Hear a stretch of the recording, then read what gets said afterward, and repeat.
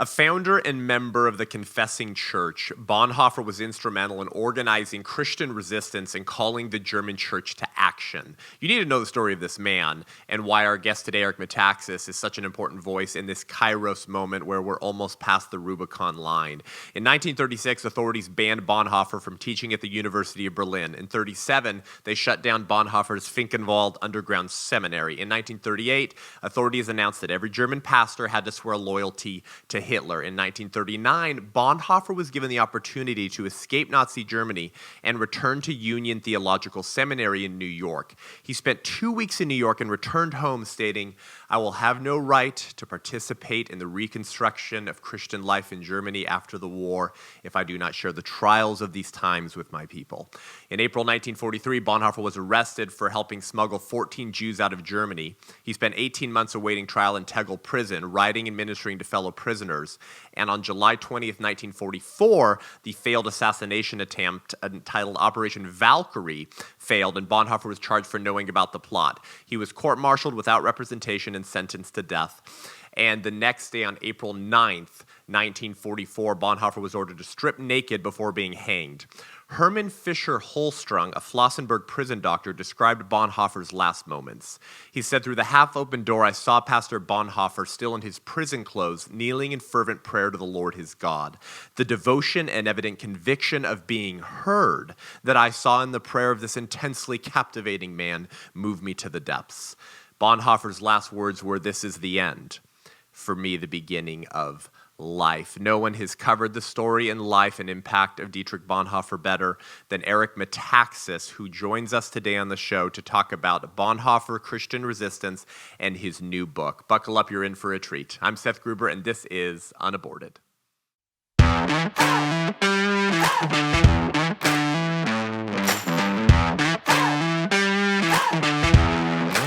Welcome to the show, Eric. It's great to be here, and I have 10 minutes longer than I told you, so I look forward to talking to you. And I'm grateful, for your summing up Bonhoeffer in that way, because we are living in a Bonhoeffer moment in America right now. It sounds like a cliche. I really wish it weren't true. Yeah. But the parallels are so dramatic, and it's vital that people with ears to hear understand it. Eric, I wish it weren't so as well. It reminds me of something Bonhoeffer said, Eric. The question for a responsible man to ask is not how he is to extricate himself heroically from the affair, but how the coming generation shall continue to live. And we have far too many Christians in the church today who would rather abdicate their duty to contend for righteousness in the public square than be willing to sacrifice for the liberties we've taken for granted and kick the can down the road for our posterity. But Eric, I read your book, and here it is. I read this at 20 years old. I just turned 31. I went to Westmont College in Santa Barbara, California, a total joke of a college that creates men without chests and teaches cheap grace. And it was a pivotal book in my formation as a thinker and now as a pro-life speaker. And now I've launched the White Rose Resistance, which I'm rebuilding for this generation against our silent but far more deadly Holocaust of abortion. And it was so instrumental. And when we chatted at Rob McCoy, my pastor's studio, when you came out to preach at Godspeak, I said, "Eric, I need to tell you something." Eberhard Bethke, summing up Christian resistance during the war, and I recited a line to you from memory that provided the basis for shaping my entire approach to the church on politics and the culture wars.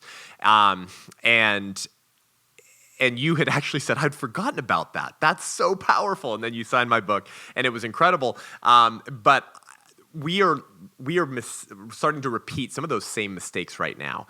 And so you've written a new book called Letters to the American Church. And I feel like this is kind of your "We're almost past the Rubicon line, church" book, but I wanted you to share about that.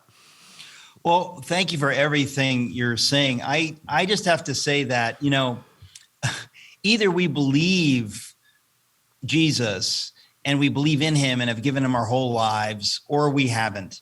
And I think that you look in history, you look at the story of the German church, and you realize most of the folks who said, "I'm a Christian," including many of the Christian leaders, didn't really believe it. And you see it by how people act. If Jesus really defeated death on the cross, and you know that, you don't fear death because you realize there's no such thing. He defeated it on the cross. And I know that, and I can live genuinely freely. I don't have to be careful of what I say. I have to worry about what God thinks of what I say. Yeah. But obviously, many of us in the American church, we've been so blessed that we've gotten spoiled. And we forget that we are no different than the German Christians who were alive in the 30s, who had choices to make, and many of them made the wrong choice. And so the story that I tell in Letter to the American Church, I shouldn't say the story, but the case I make is that we in the American church today are in exactly the same position that the German church was in the early 30s. It is chilling. It is exactly the same situation.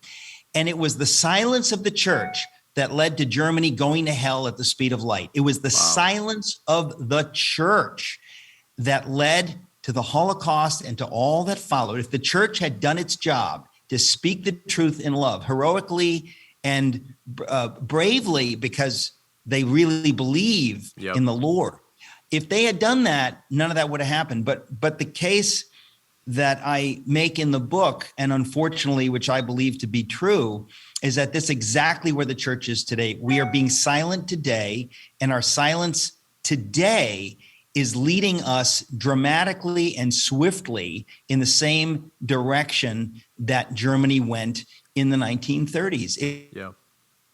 Of the American church that is destroying America. The silence of the church is destroying America. And I thought, if I write about it in this book, some people with ears to hear will hear what God is trying to say to them. And I say, this is the voice of Bonhoeffer speaking prophetically to us now. His voice was not heard by the German church.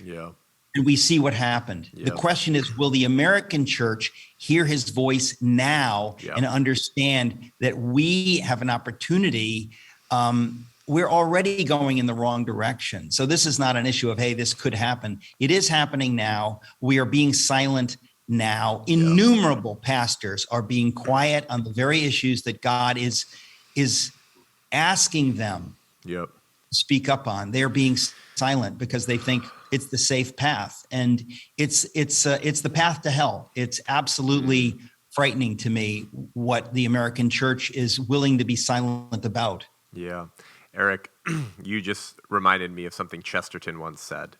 Unless a man becomes the enemy of an evil, he will not even become its slave, but rather its champion, which is about as perfect of a Chestertonian translation to Bonhoeffer's phrase, silence in the face of evil is itself evil. Not to speak is to speak, not to act is to act.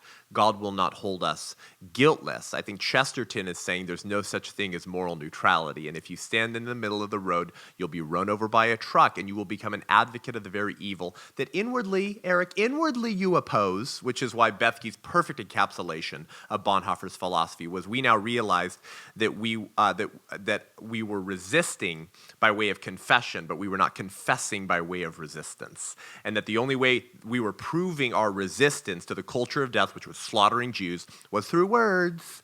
Just like the church today proves its resistance to the abortion holocaust of our day through words. We're pro-life, Eric. We give the local pregnancy center director 5 minutes to share about our ministry once a year. Yeah, maybe. And then maybe. Maybe. And then we check our pro-life checkbox.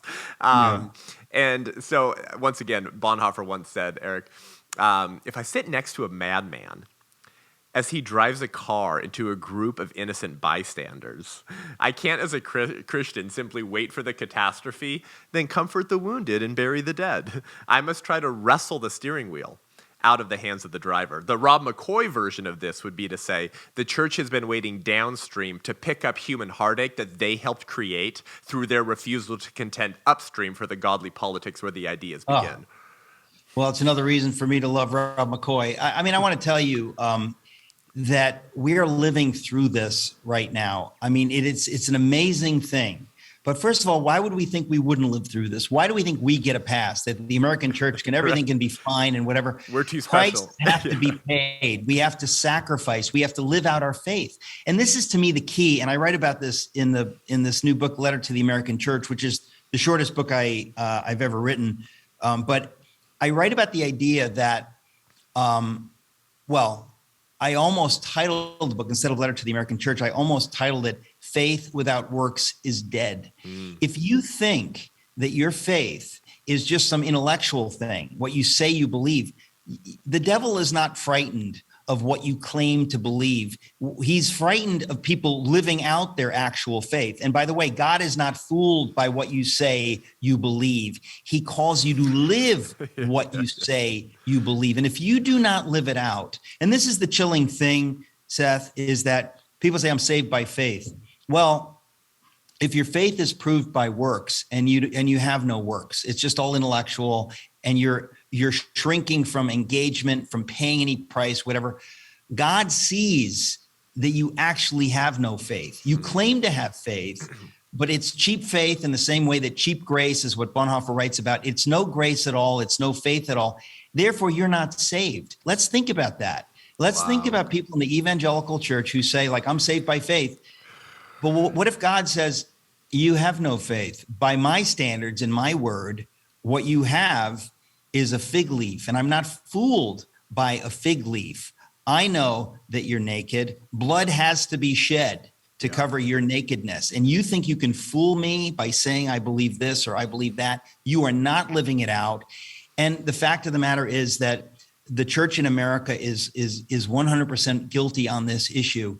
And we are in free fall as a nation directly because of the silence of the American church. And that's why I wrote this book, to say, folks, first of all, we need to understand this. We need to see exactly, how do we get persuaded that silence was the right path? What lies have we bought into? What misunderstanding do we have of faith, of evangelism, of truth, or whatever, that we have allowed this to happen, where we've been silenced on issues of politics? Because do you think that Germans in Germany thought that they were serving the devil? I mean, a lot of these Christians in Germany who were silent, they thought they were doing the right thing. They had bad theology. They had been persuaded. Oh, Romans 13.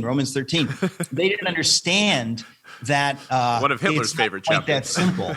What? One of Hitler's favorite chapters. Romans 13, church. Obviously. So, but I thought to myself that there are many in the American church today, they've been persuaded that silence is the better path. Be nice. Don't be too heroic. Just be nice. And I honestly think that that's the voice of the devil. There is no neutral ground. Just as you said, quoting Chesterton. In fact, in the book, there's a chapter where I talk about the parable of the talents. And it's a chilling parable. What Jesus says is so chilling. He's basically saying, like, okay, that guy gets 2 talents, that guy gets 5 talents. They risk it. And then their master says, great job, here's more. But to the guy who buried his talent, the master doesn't say, hey, you can do better. He basically condemns him. He basically says, taking this, what you thought was the safe path, is spitting in my face. And God says, if you take the safe path, if you're afraid to live out your faith heroically, you have no faith. You can't fool me. There's no middle ground. There's no safe path. You're spitting in my face while you're pretending to do the religious thing and the right thing, in the same way that Adam and Eve thought, hey, we'll just use these fig leaves to go, we're fine. Everything's fine. And God says, not only is everything not fine, you offend me that you dared to think that you could cover up this problem on your own, and I was not going to notice, or I was going to be okay with that. That's effectively where we are when we say, I have faith. And I would have stood up in Bonhoeffer's day. I would have stood up in Wilberforce's day. But God says, but you're not standing up now. You don't have the guts to go to a school board meeting and say what you think, what the Bible says about sexuality, or you don't have the guts to tell your neighbors that you voted for Donald Trump because you believe in the unborn are human beings, and that you think that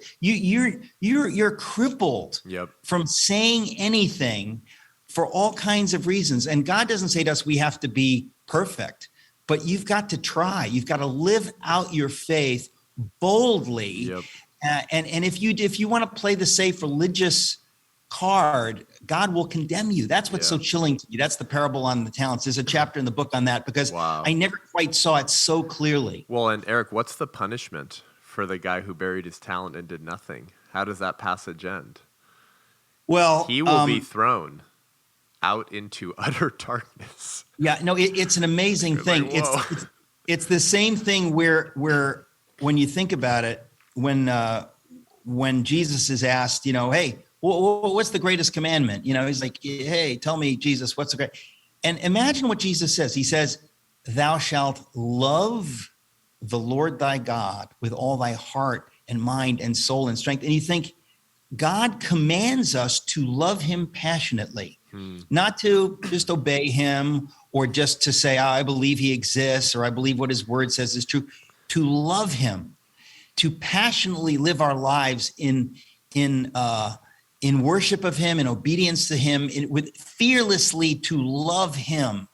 And I think to myself, many churches haven't gotten that memo. They think that that's too dramatic, or they're defining love romantically. They're defining love. They don't understand that self-sacrificial love to give your life for someone. And God is asking his church today, all of these people who are confused about their sexuality, about their gender, people in the ghetto who've been persuaded that the Marxist, Democrats, socialists are going to help them.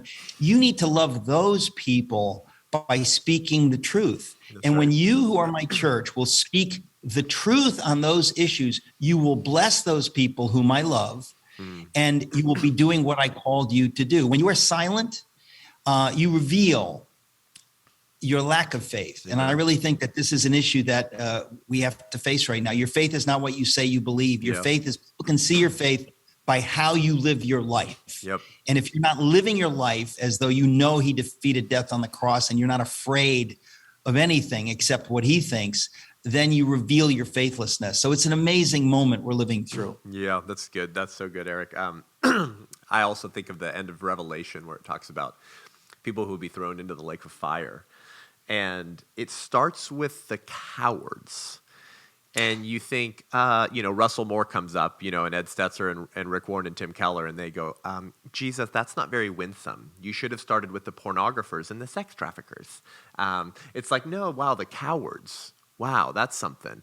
And then you go back to the parable of talents. What's that really talking about? Stewardship and responsibility. That's what that's talking about, which is why Bonhoeffer would say political action means taking on responsibility. This cannot happen without power. Power is to serve responsibility. And that's an idea that just, causes, Russell Moore to urinate in his pants. This idea that Christians should accrue political power to wield effectively for God's purposes in the public square. And yet, no, that's actually the norm of God's people. If you think about it, I have a friend named Keith Junta, a dear friend, who writes a blog at winepatch.com or .org, I don't know, but it's Wine Patch. And he pointed something out, and this has been in the back of my mind, but he articulated it finally for me. He says, Romans 13, when you think about who are the governing authorities, in the United States of America, we, the people, are the governing authorities. We've been deputized, whether you like it or not. You have been given the ability to govern yourself. And when you bow to the Marxist regime or whoever it is, you are disobeying Romans 13. It is Biden that is disobeying Romans 13 when he tells we the people, you're a bunch of red-hatted bigots. So there's tremendous irony, but it's Wine Patch is the blog, and I was amazed when I said it crystallized what I have been trying to say is that we are not in the first century in Rome. In America, we have been given this amazing gift of liberty and the responsibility of self-government. And if I do not wield that with responsibility and with the courage that God wants me to have, I am abdicating the very role that I'm supposed to have in this culture. So when people say you're not supposed to be political, I think to myself, that's exactly backwards. I'm supposed to take my faith into the public square. I'm supposed to live out my faith to bless others, not to create a theocracy, to bless other people, to give them freedom. So and Aristotle said, politics is just the art of the possible. And in America, we the people get to determine what's possible, and that's a wonderful thing. But Eric, you just caused me to think of something that I hadn't intended to ask you, but because Tim Keller wrote the foreword or intro to your book, of course, many years ago, before we saw him for what I think he really is, I wanted to bring this up. This is interesting, connected to what you just said about we're responsible because we the people are the sovereign. And this also plays into something I call soft bigotry. When I use that term, I'm talking about the pro-lifers who say they're pro-life, but then they vote for the very people who lynched their neighbors in the womb. But then they tell us, I would have been an abolitionist. Oh, man, me and Harriet Tubman, we would have been BFFs. Okay. Yeah. That's what C.S. Lewis called chronological snobbery. And so Tim Keller has this piece, Eric, from a few years ago in the New York Times called How Do Christians Fit into a Two-Party System? They don't. And in typical Keller status, he starts with something inarguable that all Christians would agree with, and then he takes it to a heinous conclusion. It kind of describes Keller's career, in my opinion. Anyways, and in this article, he says, regarding the Christians who were apolitical and neutral during slavery in America, he says, because that's what we today would call getting political. He takes shots at apathetic, middle-of-the-road, apolitical Christians who allowed slavery. And he said that apolitical nature was, quote, supporting the social status quo. So he appeals to what you just said, Eric, that in America we have more responsibility because we bear more power as the sovereign political figure. And so therefore, Christians who just were, I'm neither Republican nor Democrat during slavery, were supporting slavery. But then Tim Keller writes on Facebook right before the election, right before Jack Hibbs had you out for the incredible sermon, What Would Bonhoeffer Do Today? And he had me out as well. He wrote on Facebook, he said, when it comes to voting, taking political positions, and determining alliances, the Christian has liberty of conscience. Oh, it's listen. So anyway, I wanted to get your thoughts on that. In the book that we're talking about now, Letter to the American Church, I actually talk about Tim Keller, and I quote an article that was written in First Things magazine. Listen, this is tough stuff because these are people that I like, that I love. They're getting some stuff wrong. Now, Tim Keller, the key is that what he has always been saying has always been right until things changed. And then he continued to say the same things. So what worked in 1995, which kind of made sense, if the Democratic Party is not led by Marxist fascists, well, then you can have neighbors that are Democrats, but when it's been taken over by people who hate the founders' view, you have no choice but to deal with the new reality. Yep. Tim Keller has not dealt with the new reality. So what he said, it was always beautiful and true while that America was America. But America has changed very radically, and to conveniently stick to that old line, it's heartbreaking for me. But it's why I deal with him briefly in the book. I hope graciously, because you know what? There are people I believe, you mentioned Rick Warren and others. I hope, Seth, that in writing this book, I might reach some of those folks. In other words, I'm not taking pot shots at them. I'm saying, listen, let's reason together. Where am I getting this wrong? If I'm wrong, I want to know. But I really think that it's very convenient to ignore some of this stuff, and they're ignoring it. They don't want to be enmeshed in controversy. I mean, in fact, I say there's a chapter in the book called 12,000 Pastors, and I talk about Germany in the early 30s. Yes. You had 3,000 pastors that stood firm with Bonhoeffer.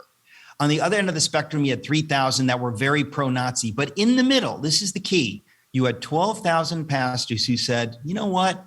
I'm going to be quiet.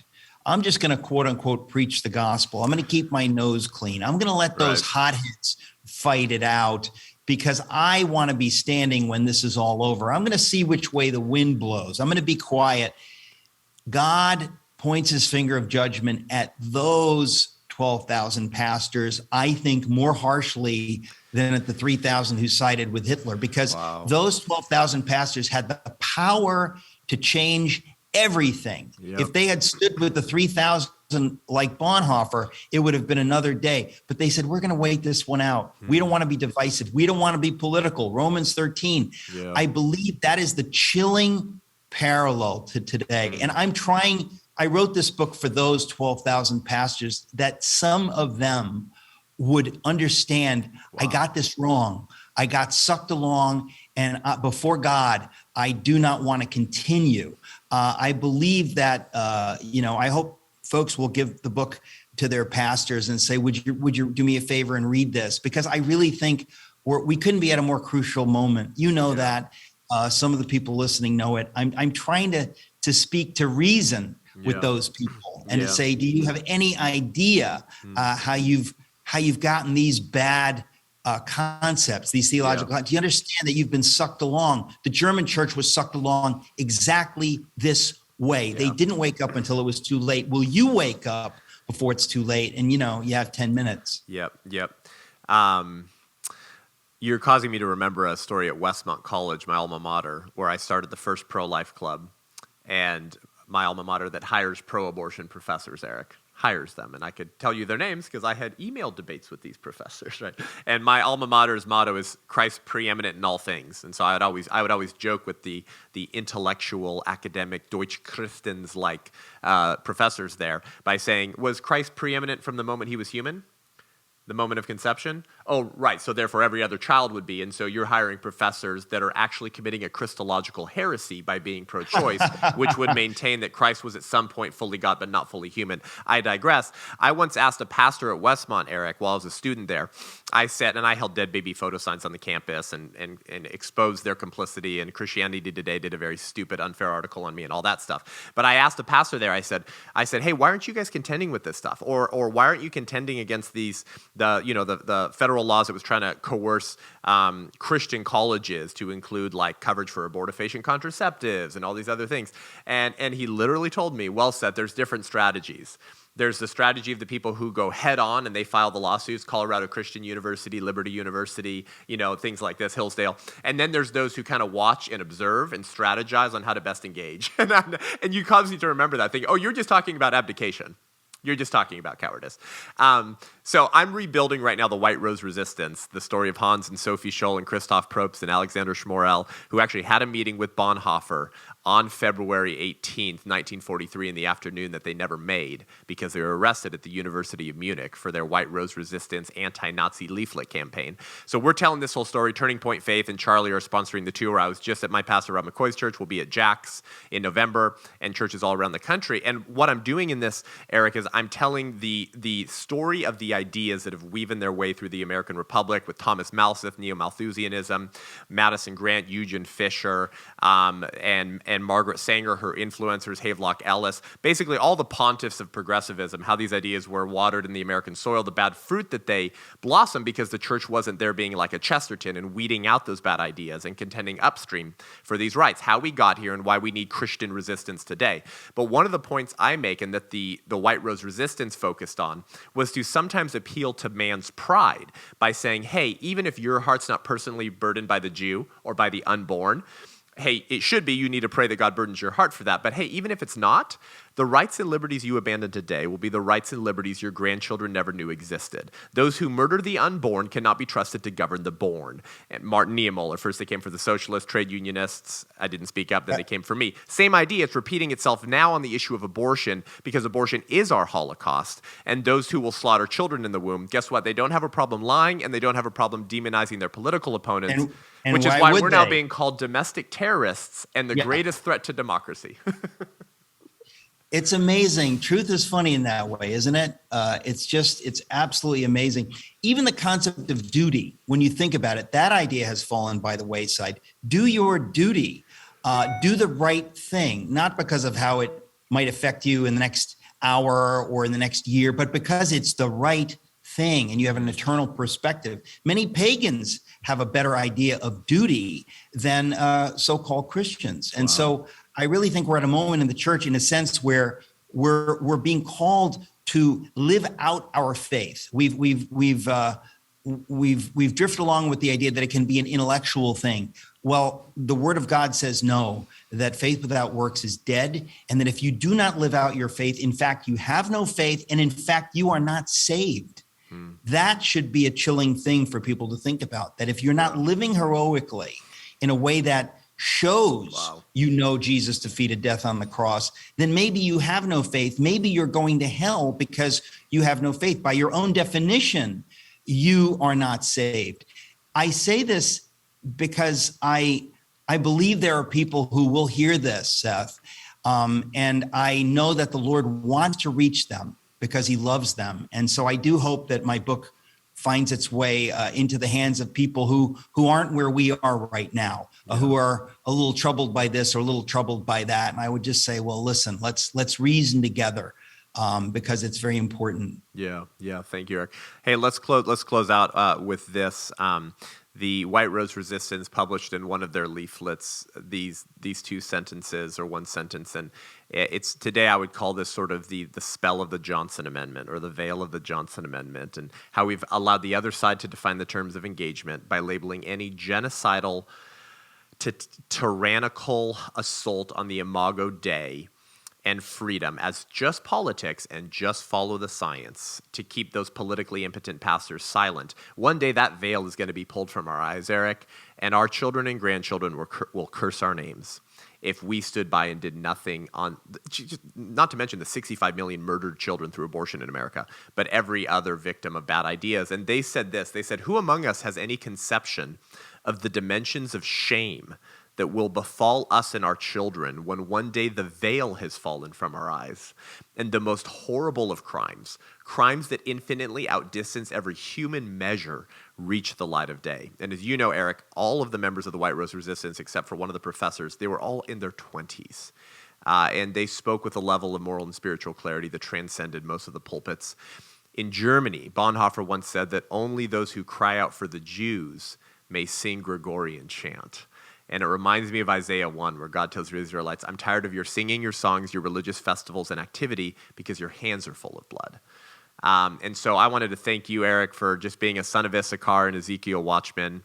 And any final words for the book and this Kairos moment? It's just what you just said, the Bonhoeffer quote, that's in this book, Letter to the American Church, because in a way, it sums up everything. The idea that Bonhoeffer said, you go into your churches and you do this thing, but you will not speak out for the Jews. You're a fraud. You can't fool God. You're not fooling the devil. You need to get right with God. If you do not understand that your faith requires you to speak for those who have no voice, for the church to be the conscience of the state, if you don't get that, you are useless to God. God died for you to be free, to be his church in this generation. And Bonhoeffer summed it up in that. I quote him and write about that in the book because it's exactly where many in the American church are today. And I believe the Lord is trying to reach people. I mean, again, it's why I wrote the book, just to say, I know there are people, they've been drifting along. They have some sense maybe that something's wrong. I want to reach those people. I want them to wake up so that we can avert the horror that befell the German church and the German nation. We are going down that path, but by God's grace, we can avert that. But if we don't wake up, that's the path we've chosen, and that's where we're going. So it's a chilling moment, but we do our best by God's grace. Yeah, I might put it like this. We're done trying to wake up the sheep. It's time to start waking up the other sleeping lions. And I think that's what your book is aimed at and will accomplish. Eric, thank you, brother. Keep up the good work. And hey, we'll see you at our Love Life Washington conference on October 1st outside of Seattle. I will be there. I will be at Rob McCoy's church. I'm everywhere. If people just go to my website, ericmetaxas.com, I'm speaking around the country. And I thank you, Seth. God bless you. Yeah, you too. Thank you, brother. See you soon.